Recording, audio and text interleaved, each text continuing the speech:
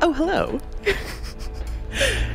You are listening to KFUG Community Radio, and it is about that time for Squirrel Interrupted, the part of the show where the squirrels interrupt. I'm Amanda Dockter, and I'm actually really excited about our show today. I have my darling friend, Angela Gray, master gardener and food forest steward extraordinaire. I make up a new title for you every time you come here. I didn't even turn on your mic yet. That's how good I am at this. Don't worry, we're equally prepared for this. We are equally prepared for this. We were going to cut to some music so we could go ahead and organize what we're going to talk about today. But I'm excited because Local Food Month is coming up, and that's kind of like a big deal up in the Food Council. It's a really big deal in the Food Council, for sure. Well, so we've got plenty to talk about, but I'm going to go ahead and cue up a musical track to get us going. I'm Amanda Dockter. Like I said, Angela Gray is in the house. It is always a blast when Ange is here. And Paul will be joining us later as well because we want to pick your brain about some stuff. Ooh, all right. On the spot. I'm in the hot seat, huh? It's okay. It's like a info dump in your oeuvre. So all right. I probably can participate with that. Beautiful. Well, we've got a lot to talk about, so keep tuned here to KFUG Community Radio. The track that I am going to play, actually, I pulled from your daughter's playlist from when she appeared on the... I love that. That is so sweet. When she appeared on the Kids Hour, or we called it the Adolescent Hour. We switched it up a bit. I like that. Yeah. But I figure we're doing our seasonal check-in. Let's get some summer vibes up in here. Yeah. And Piper had chosen The Dog Days Are Over. I'm like, oh yeah. Okay, really good. It's appropriate. Yeah. All right. So up first here for you, we got a little track, "The Dog Days Are Over" by Florence and the Machine. And then when we come back, we're going to be talking about Local Food Month, gardening, and whatever else our squirrely hearts desire. Yeah, I like that. This song requires hair flips. If you're in the car, though, be careful. Pro tip. The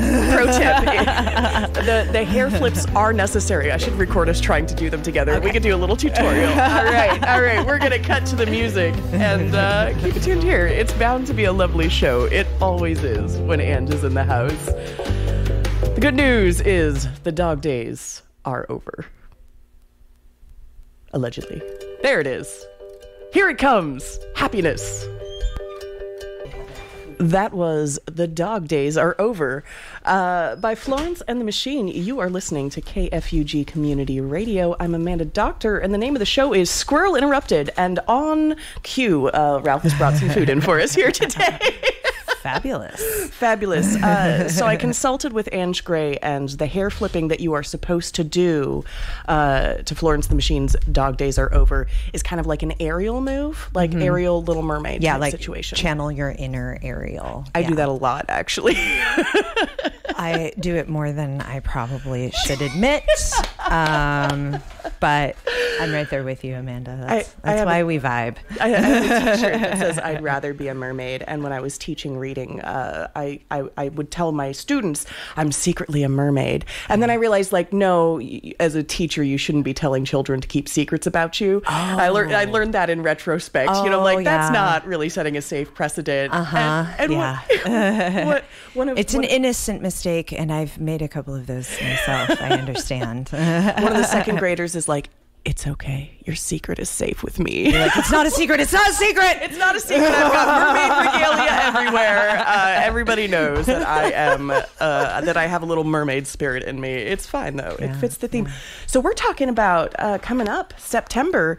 Well, it's a seasonal check-in. It's summer. It is. But we're in that transitional phase. We are. And I love that we sit down at this time of year because I probably have said this on our previous episodes. It's my favorite time of year. I really love coming into the fall season and coming off that summer rush, that vibe of go do be outside, yay! Right. All the harvest, the abundance, and then taking that abundance and wrapping yourself in a blanket with it. And tucking in with some tea, to I don't know, sort of feast on all of those things over the fall and winter. Yeah. To bask in the fruits of your labor. And process them, because, oh my goodness, summer doesn't leave a lot of time for processing for me. I go from one thing to another, jumping in and out, and, trying to fit my personal life in there on top of all of the work that I do in the community really makes it go buzz, buzz, buzz very quickly. But there's so much beautiful, dense stuff that I can't give up any of it.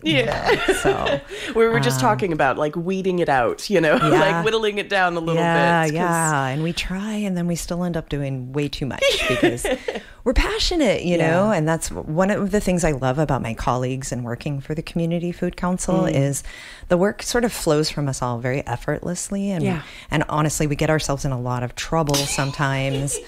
Stressing ourselves out because we want to do so much for this community. So many big ideas. We see the needs, and we're the only entity. I don't know if people are aware of this, but we are the only entity that is holding the food system, that is keeping an eye on it, is, helping publicize it, helping the producers, helping the consumers, educating our community.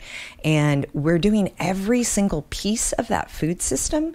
Whereas in other communities, there are many organizations that are holding down one of the pieces instead of one organization holding it all, And we see that when we go for professional development, or we go to conferences or things like that. We see, oh my goodness, we think we're not doing enough. Right. And then we go out in our, professional community, and they reflect back to us, y'all are doing too much.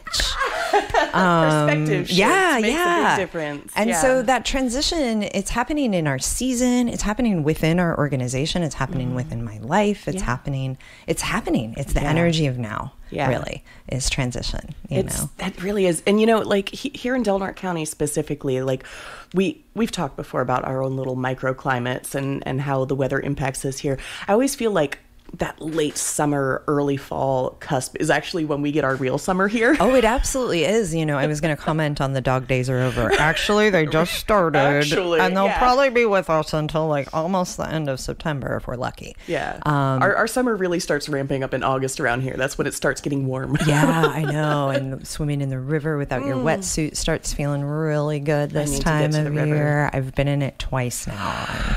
I'm super grateful. I'm slightly jealous. My inner mermaid is coughing. All right. Well, maybe we should take this act on the road. All right. We're taking it back to Fugdora. Me and Andrew out of here. Later. Deuces. Peace out. We're going to the river. Yokes aside.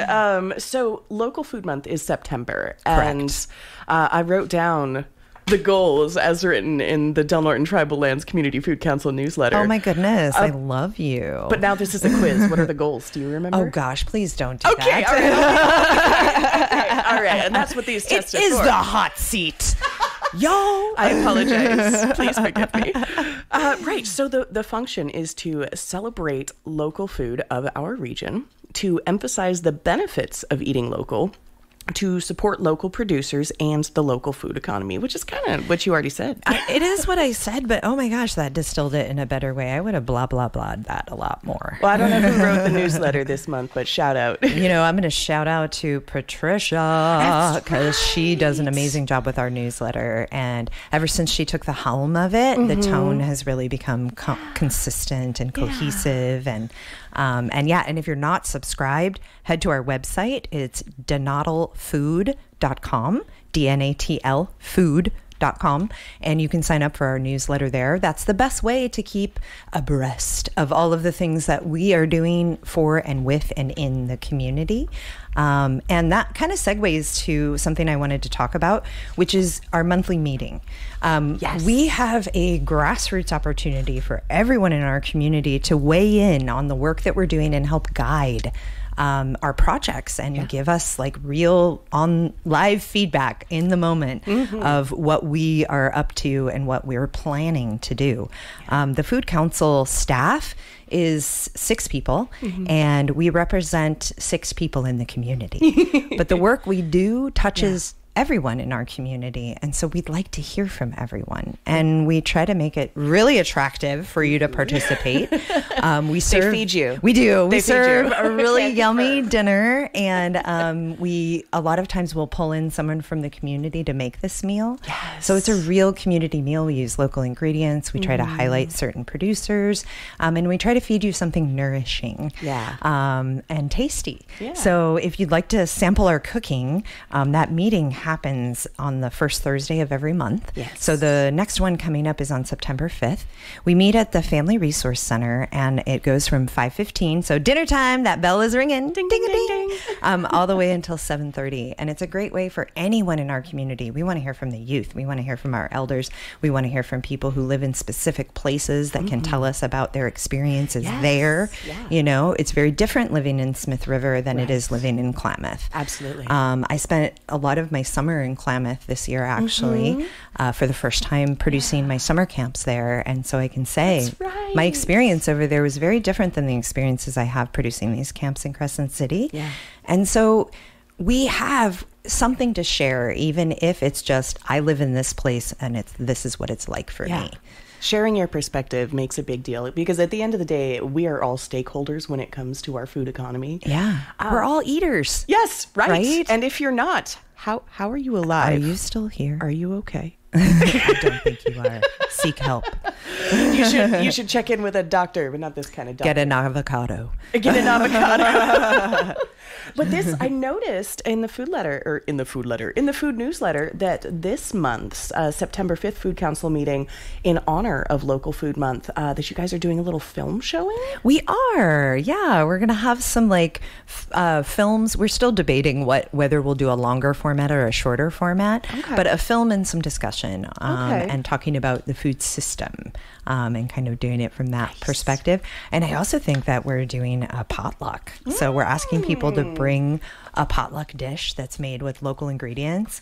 And if you bring your favorite dish and the recipe that includes local foods and you share the meal with us, we're going to give prizes out, actually. What? There's prizes? In categories of presentation, flavor, and most local ingredients. So there's several prizes that you can win. Wow. And then, we'll have an engaging discussion about our food system and the importance of eating local. And that's lovely. It should be a really great night. It's a dinner and a movie courtesy of the DNATL Community Food Council at the Family Resource Center of the Redwoods. And for those of you not in the know, that is 494 Pacific Avenue. And if you've been here a while, that's the old Pacific Market. Yeah.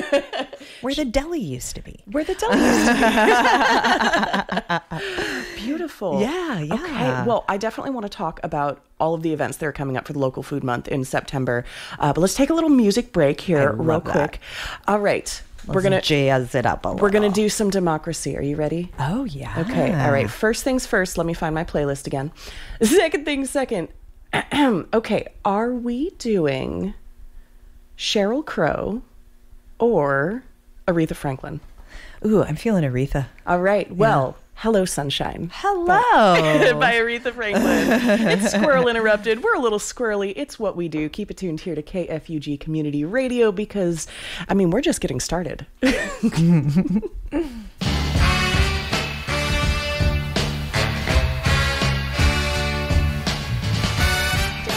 Paul's complaining again. Hello, you are listening to KFUG Community Radio. I am Amanda Dockter. It's Squirrel Interrupted, and I am here with Master Gardener Angela Gray.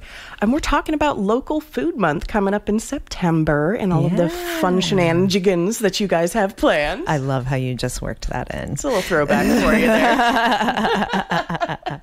So when last we spoke, we were talking about the upcoming Food Council meeting. Now, these happen the first Thursday of every month. Every single month. 5:30 p.m., Family Resource Center of the Redwoods. Come at 5:15 if you want to get dinner. Yeah. It gives you a minute to eat before we start because we start the meeting at 5:30. Yes. Right on schedule. Yes, we are very efficient.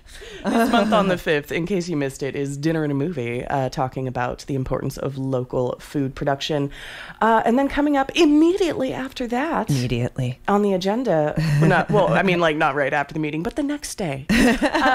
You guys are doing a kickoff at First Friday. Yeah. So talk to me about that. What's going on? So what's going on is we have been just having so much fun partnering with the Downtown Divas this year, and we've actually been co-managing the farmers market with them.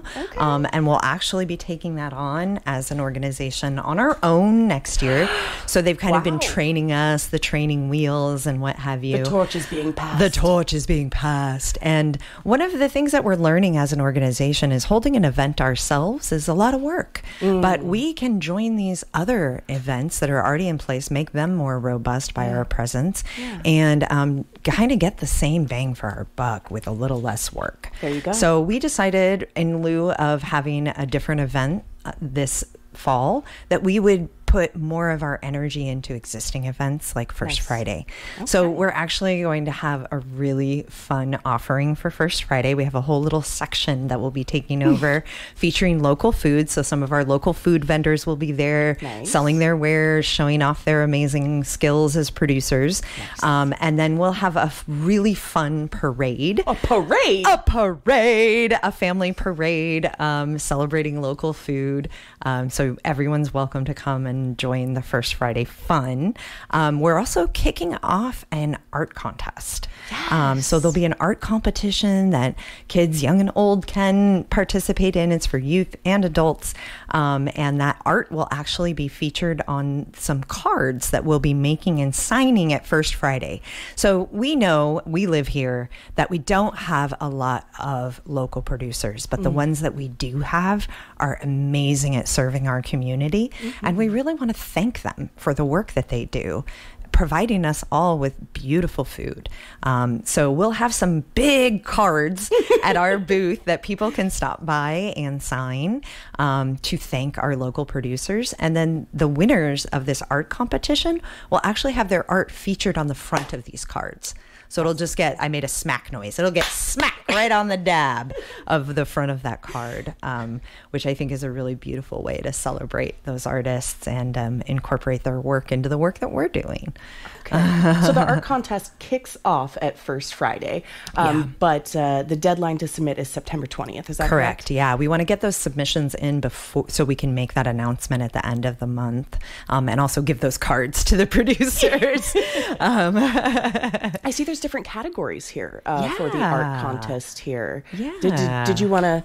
Did you want to share with us here? We have a couple of them. So we have some, we're asking, of course, for original art, and the theme, and we have to thank Miss Amanda Dockter for this. Ms. Amanda Dockter. You're welcome. Because she came up with this beautiful tagline for us, and we're using it as our theme for Local Food Month, and it's "Our food has local roots." And so your art should depict your appreciation and love for local food in Del Norte, and you can capture it either being grown, harvested, cooked, or served. We're asking for no photography for the art competition. We do have a photo competition as well that you can enter for photographers. But this local art should be something that is original and something created by you. We'll have first place for ages 10 and below. Their art will be turned into stickers. The first place of ages 11 to 18 will have their art featured on that appreciation card. And then the first place for ages 19 and up will have their art featured on our upcoming seed and plant exchange event. Oh, cool. So we use a hand drawing for that advertisement. That's right. And we've even turned it into swag in the past. So it'll be really great. And then first, second, and third place for all the groups are going to get some great DNATL swag. We've really been up in our swag game. Up in the swag game. We've got some really nice sweatshirts. We're getting some t-shirts in long sleeve because we live here. Right. And we'll have some tote bags and stuff as well. Tote bags. So are the trucker hats ever coming back? We're trying to bring in in trucker hats. I don't know if they're going to make it or not. My colleague is working on those. Yeah. So cross your fingers for trucker hats, because we've all been wanting those. I want one to wear in the garden, you know? Yeah. And of course, we're asking that it be your original art. Please. No AI. No AI, y'all. AI gets enough attention. We don't need to celebrate them in our local food month as well. And then for the photo competition, it's kind of similar, but that photo can be submitted between the 1st and the 14th. And there'll be Google Forms on our website for all of these submissions. But the picture of local food can be either your garden, a meal that you made from local food or from a local restaurant, a homemade meal featuring local food. There you go. Local food that you found on a hike or in nature, something foraged, you know. We're getting into mushroom season, y'all. That rain was helpful. There might be chanterelles in the forest, y'all. And then you can also submit any other type of picture that features local food. And then we'll have voting by the public that'll take place on September 17th through October 3rd. And then the public will choose their favorite photos each week. And the photos with the highest amount of votes will then move on to the next until we find a winner. And then we'll also enter you into a raffle. So everyone has a chance to win different prizes, because we love to celebrate you for participating and engaging with us. Beautiful. So if you missed it, First Friday is going to be Friday, September 6th. And it's in a new, well, it's just downtown, right? Yeah, just downtown. Downtown. Show up to downtown Crescent City. And I got to ask about the parade. Yeah. Is there going to be dress up?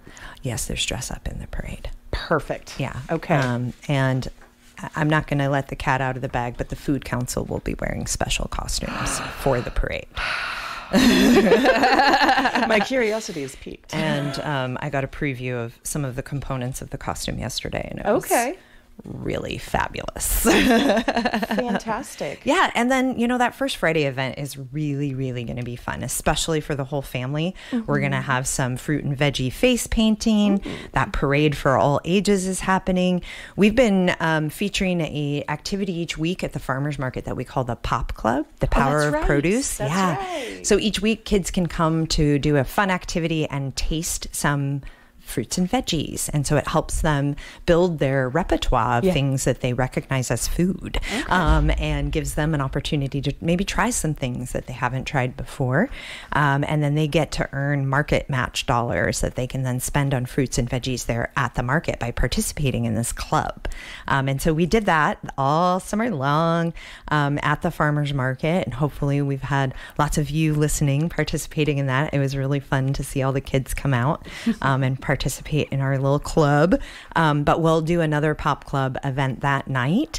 And that fruit and veggie face painting will be happening for the kids. And then we'll have some awards, some Pop Club awards. Okay. And then I'll be there actually sharing resources for master gardeners and master food preservers, because that's right. I'm Double actually master. both. I'm a double master. One of my friends likes to make a joke about that Metallica song every time this comes up, and she's like, master of gardens, preserving your food. So that's what's happening. Yes. Yeah. So yeah, I'll be representing both organizations and sharing information about how you can be involved with those organizations and how they can help support you in your goals of growing and preserving your own food. And in light of that, I'm just segueing into segue. Because the Master Food Preserver thing reminds me that I'll be teaching a workshop. That's right. For Local Food Month as well, about preserving and making your own broth. Okay. And we'll be doing a tested recipe. So we'll be canning that, but I'll also be sharing just some kitchen tips. I'm going to bring my ugly broth bag. If you want to learn what an ugly broth bag is, come to the workshop. Well, I've got a question. Yes, dear. Define broth. So broth, it's watery liquid that we make from vegetables or from beef or chicken bones. Okay. Fish bones too. We can make a broth from that as well. So what are you focusing on for this workshop? For this workshop, I'm going to make a homemade veggie broth, and then also a beef bone broth. Okay. So we'll be teaching both of those methods. And the reason I'm doing beef is we have such amazing beef producers in our community, and I want to feature their bones. But we will also be using the same method. You can use the exact same method for making chicken broth. The more you know. The more you know. And those workshops take place the third Thursday of each month. This one's going to be September 19th. It's a Thursday, in case you missed that. 5:30 to 7 p.m. And that is going to be at the Family Resource Center. Absolutely. We'll be in the community kitchen and the community room at the Family Resource Center. So we're limiting the workshop to 20 people. Okay. And there's no RSVP. So you might be turned away at the door if you're number 21. But actually, all that means is I won't turn you away. You just don't get to take home some broth. I'll have enough for everyone to take home a jar of broth that we all can together, basically. Okay. So if you're curious about learning how to make your own broth, September 19th, 494 Pacific Avenue, the old Pacific Market Building, Family Resource Center, the Redwoods, 5:30 to 7 p.m. And also regarding First Friday, that is 5 to 7:30 p.m. downtown. We didn't mention that. And all this information is so helpfully listed on our website and our Facebook page. Yes. And we'll be doing, lots of promoting, so hopefully keeping it at the top of your algorithms as we move through this local food month. Hopefully you'll see all of these posts coming up and all the ways that you can participate.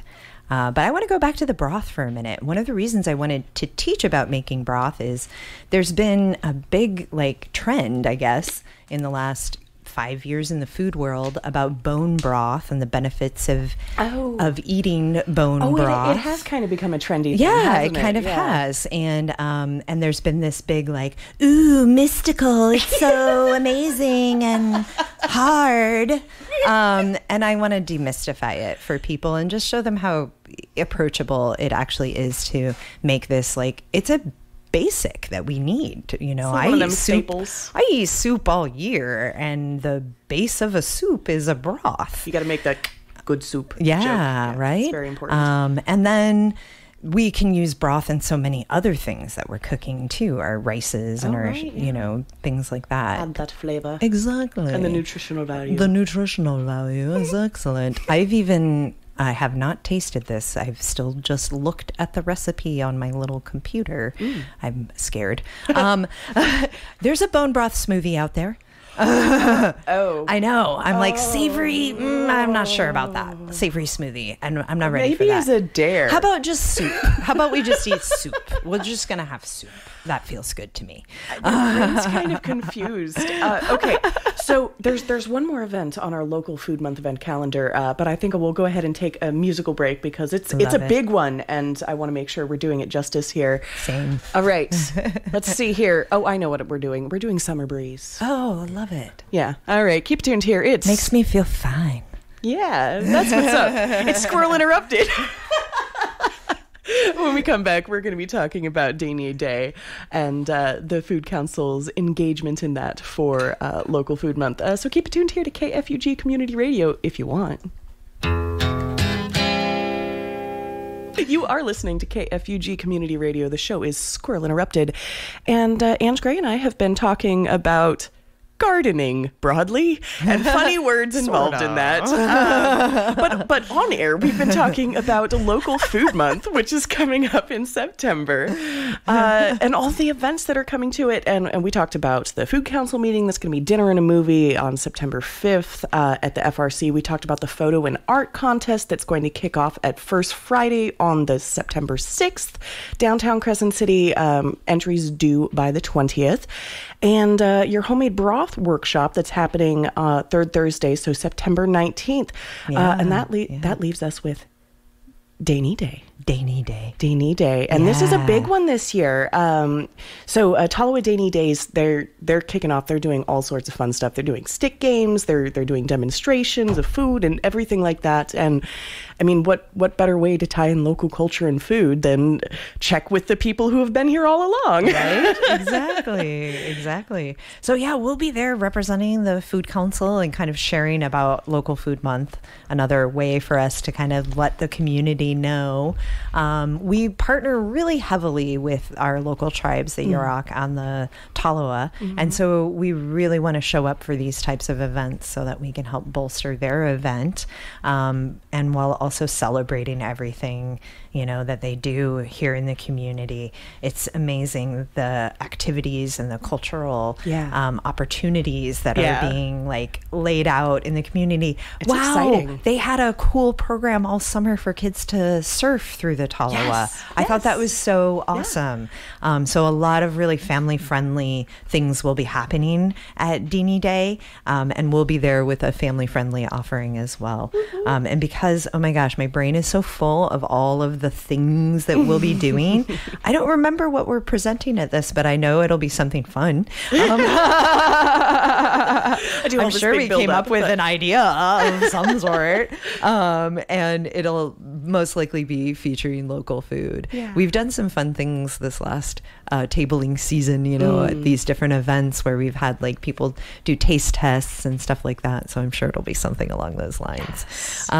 We also will, at the farmers markets, have local food tastings. So at each Wednesday throughout that entire month, you can stop by the booth and we'll have some tasting events happening. One of the things I'm excited that we'll be presenting that I'm helping out with is we're going to be demystifying kale and helping break down the barriers. It's all about demystifying. That's what Local Food Month is for me.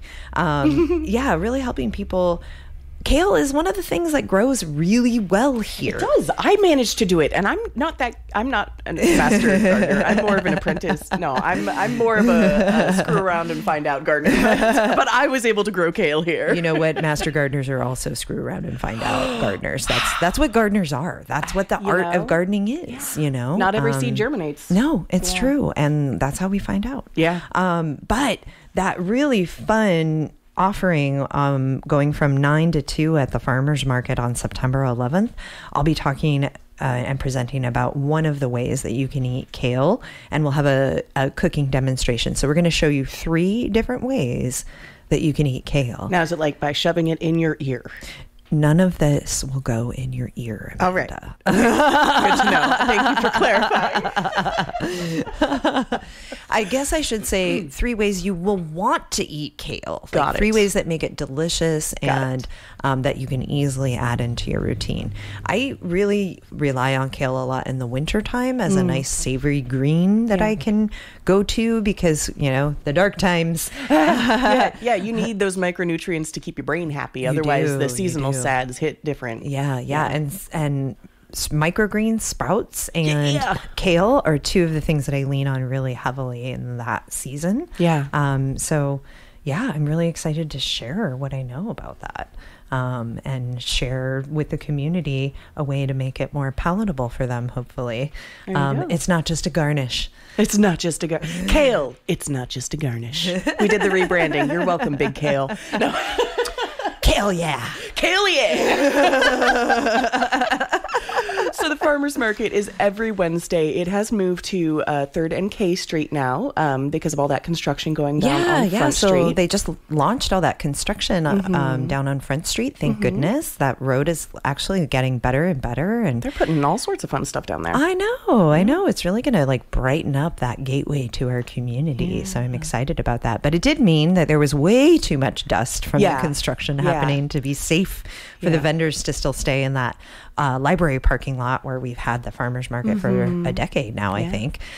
So we're on the other side of we've the just like center swung around to the other side of the Child Care Council. So we're right across from the grocery outlet. Yeah. We're over in the same parking lot that the insurance company is there. There's a Mexican food restaurant. There's a couple other little businesses that share that parking lot. Where all that pretty ceramic art is. Oh, yes. That's how I remember. I mean, that in grocery outlet. Yeah, those beautiful tile murals. We've got one out front here. We've got a little matchy. It's with so her. great. Yeah. I know. I love seeing that's Harley Munger's work. Yeah. And I love seeing his work around our community. Yeah. He's a really special citizen that has done a lot of wonderful work in our community. Not only the work of the art that he's created, but he trained a lot of people. He taught me pottery when I was a kid. I grew up hanging out with the Mungers, actually. Oh, that's so awesome. That's so awesome. They have an amazing garden. I got to visit it once, and I still think about it. Yeah. Glorious. Yeah. It is the season of your garden right now. It really is. Like the abundance is just like crashing down upon us, literally in my case, so that the apple and pear trees will just randomly drop a giant thunk on my camper. And I'm like, it is time. The thunk of harvest has arrived. The thunk of harvest. Kale, that's our new album awesome. title. Yeah. We should write these down, though. I mean, we're recording. It's fine. Okay. We'll Sounds just good. listen to it a year from now and be like, Safety net. net. But it's harvest season, and that's another reason why we chose September as a great time to sort of celebrate Local Food Month, because this is when it all kind of coalesces. Like all the things of the season are here. Yeah. You know, the fruits of your labor. Yes. The beautiful tomatoes are here. The cucumbers are here. Yes. We have lettuce. We have all the greens. We have beautiful radishes and turnips, and just all the yummy things are available now. You know, the squashes, the zucchini. The zucchini apocalypse. I actually didn't grow any zucchini this year, believe it or not. That's funny. I grew some of those dragon tongue beans from Drea's nursery that have the purple stripes on them. They're adorable. Those are so beautiful. Yeah. We pulled back a little at the food forest this year because I knew I would be spending 4 weeks of my summer in Klamath doing summer camps. That's right. And growing food in the food forest is, takes a lot labor intensive labor. So we really kind of went light with our summer planting this year. We have some tomatoes in the hoop house, and we grew some garlic and just harvested. We just harvested 20 pounds of garlic out of the food forest. Vampires be gone. Yeah. So look out, vampires. We're ready. So we went a little late on our planting plan because we knew we'd be busy with our programming. Yeah. And what fun we had. Yeah. My word. I remember we talked before about, they were going to bus the kids down from Klamath, and we're like, no, let's go to Klamath, put the Promise in the Promise neighborhood and do it there. So how did that work out? Oh my goodness. It was an amazing camp season. Yeah. We kicked it off here in Crescent City, and we did a week of programming. I got to hang out with your niece and nephew. Redwood Voice did a video spot feature about that kickoff garden party that you guys had and all of that fun stuff, actually. You can find that on the Redwood Voice YouTube page if you're curious, actually. Yeah. So we did a week here in Crescent City with a lot of our returning kids, and we actually camp sold out this year faster than it ever has before. So there's some real momentum happening here in Crescent City. Yeah. It was our first time working in Klamath, so the community's still getting to know us over there.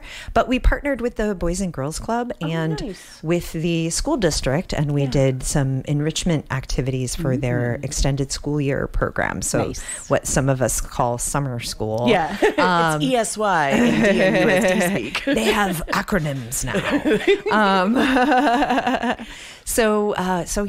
We did 3 weeks actually over in Klamath, and it was incredible. Absolutely incredible. I really, really want to shout out to the Boys and Girls Club of Klamath.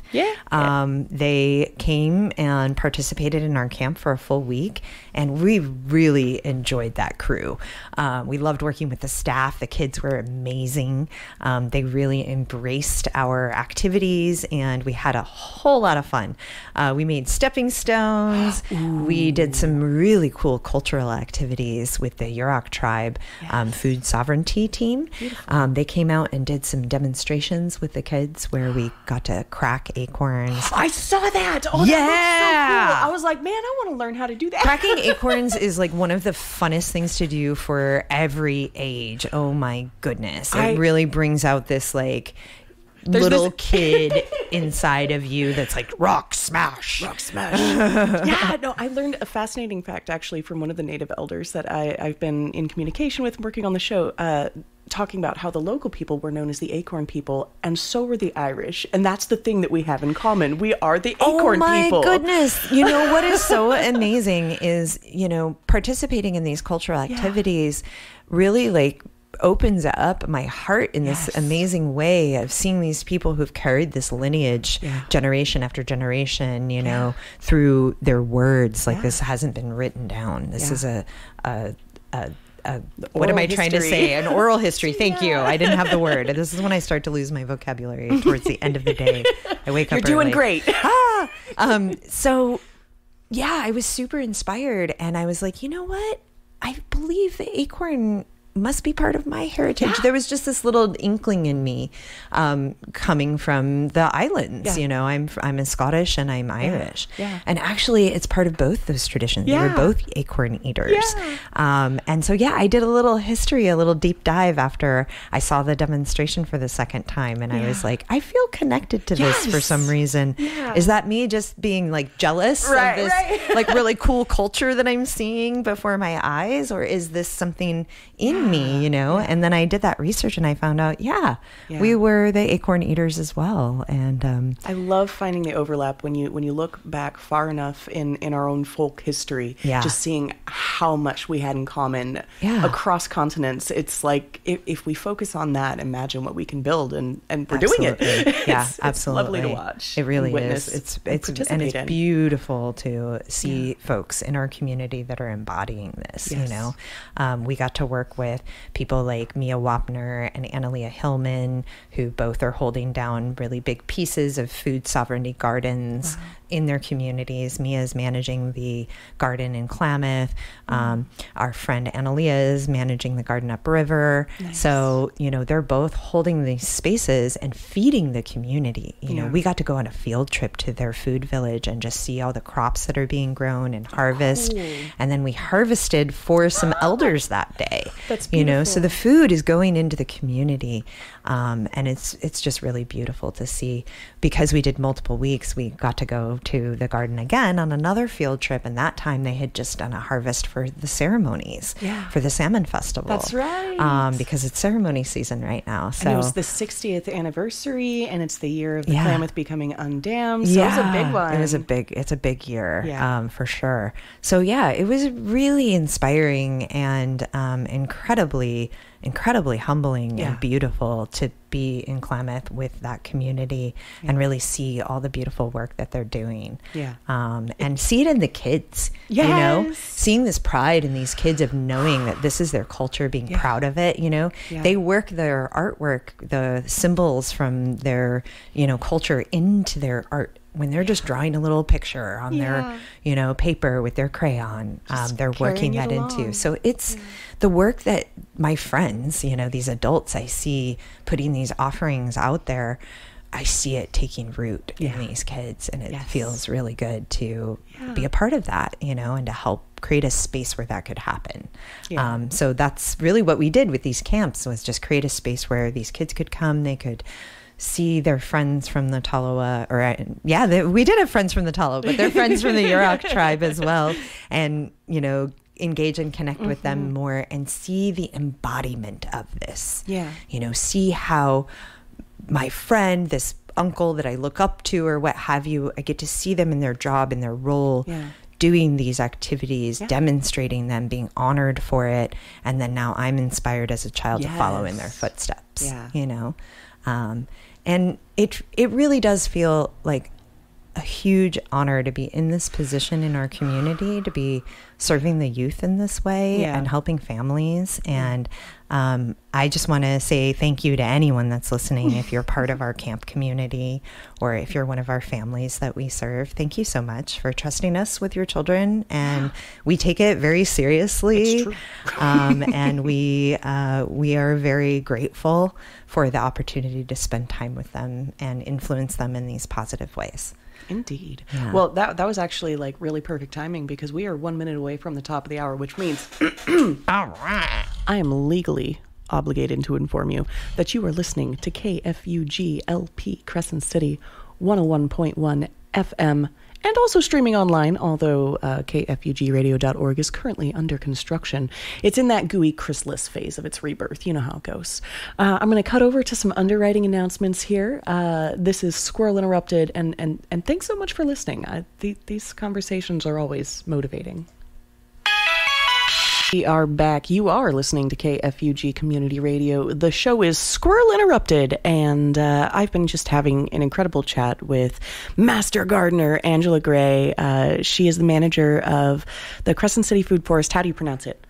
Ta'adun chene tetum. Thank you so much. I appreciate that. I knew you'd know. I put you in the hot seat, but I knew you had this one. That's one you can rely on. I've been practicing that one for 4 years now. And that's translated to Crescent City Food Forest? That means Crescent City Tree Garden. Because in Talawa, they don't have a word for food forest. Tree garden. Because it's kind of it just exists. It's They're like, it's exists. A tree garden. This is nature. We use it for nutrition and everything. It's just this is us. This is it's a beautiful place. We've been talking about Local Food Month coming up in September and some of the events that you can take part in as part of the community. And these are all free, by the way. Absolutely. All free. Yeah. More information on that, DNATLfood.com. You got it. That's right. All right. Garden parties, are those still going on? Actually, we are rebranding our garden parties. Well, tell me more about that. I'd love to tell you more about that. I scrolled on you. I love it, actually, and I'm glad you brought this up because this gives me a platform to talk about it. So garden party has been something that I've offered for 4 years, and I put it out there as an opportunity for people to come and volunteer at the food forest so they can learn more about the project hands-on and learn skills. I know a lot of stuff. I'd be happy to show you. Learning hands-on is one of the best ways to do it. Yeah. And we need a labor force at the food forest. And so we thought this was a great idea. Yeah. It's not. Turns out it doesn't actually bring us the labor force that we need. I haven't actually met a lot of beginning gardeners through this offering. Okay. Over the years, it's really dwindled. Last Tuesday, I had 0 people show up. Oh, wow. And that's kind of been the case. And I think we want to change it up. We want to rebrand it and re-offer it and reimagine it. Okay. So I'll actually be pressing pause on the garden party. Okay. I'm going to be making that announcement for September. Okay. And I'm coming back to the table to figure out, and maybe we might even make this a topic at one of our food council meetings. So if you have ideas, please come and share them. That's what or these share them meetings on are our for. website, or email me, or call me, or find me at the food forest. Reach out. Reach out because I want to help people with their gardening skills, but it just doesn't seem like this is the way to reach them. So what we've been kind of talking about in-house among the staff, and again, I want more information than this, is maybe making it a more tempting or potent offering by making it like a workshop, a specific skill. Okay. Like, come learn this day, rather than this just open invitation, come anytime. That could be a nice companion because you're already doing like the canning workshops and the food prep workshops at the FRC. So this could be specific to gardening, tailor it in. Get people on the land. We did a 6-week gardening class that was the Seed to Supper? The Seed to Supper class back in the spring, and we hosted the labs or the work parties or whatever you want to call them, the field days. The field days, out in the field at the food forest. And we did get some really amazing folks come out for that were looking for that garden knowledge. So again, this is part of our transition as an organization. We're really trying to see where our efforts are yielding fruit. Harvest season. And really trying to put our energy there so that we're feeding that tree that is yielding the fruit, not feeding, trees that aren't going to give us anything. Right.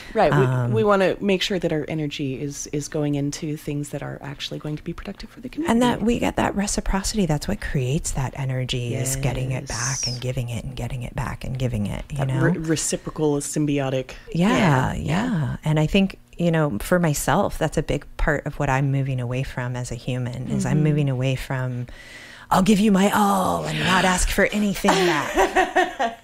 Then you find yourself drained and wonder why you're burnt out. Yeah, I am really trying to avoid burnout in my life in every area by demanding reciprocity with compassion, you know? Yeah. Healthy boundaries.